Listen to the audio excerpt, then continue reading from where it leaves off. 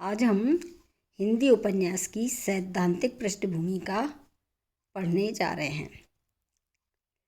अंग्रेजी में जिसे नॉवेल कहा जाता है, हिंदी में उपन्यास की संज्ञा दी जाती है। उर्दू में भी अभी तक उपन्यास के लिए कोई नाम नहीं आया है।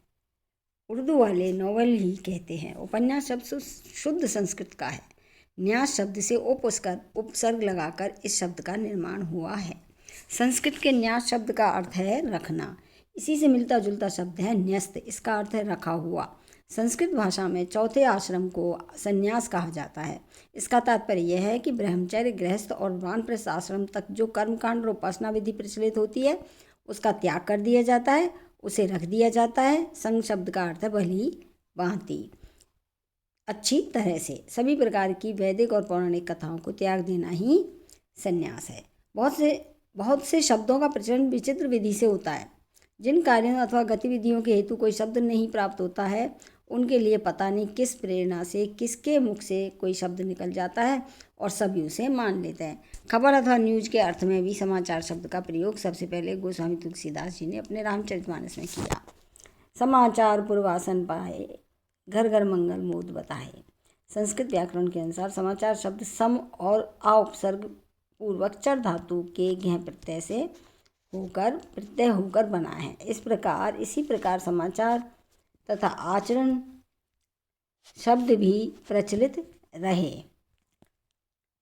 आचार शब्द भी इसी प्रकार का है। उपसर्ग धातु और प्रत्यय पर विचार करने पर समाचार शब्द का अर्थ न्यूज नहीं है, पर तुलसीदास जी ने इस शब्द का प्रयोग प्रारंभ कर दिया तो चल पड़ा और आज तक चल रहा है। संस्कृत व्याकरण के अनुसार उपन्यास शब्द की रचना उप तथा नी उपसर्ग पूर्वक अस धातु से हुई है।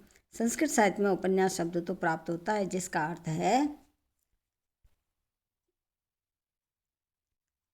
अर्थ है खबर या न्यूज नहीं। संस्कृत व्याकरण के अनुसार उपन्यास शब्द की रचना उप तथा नी उपसर्ग पूर्वक अस धातु से हुई है। संस्कृत शब्द साहित्य में उपन्यास शब्द तो प्राप्त है जिसका अर्थ है सभी में रखा हुआ। बहुत से शब्दों का प्रचलन, यहाँ तक कि उपन्यास विधा की बात है, संस्कृत में यह विधा पहले से ही प्रचलित थी।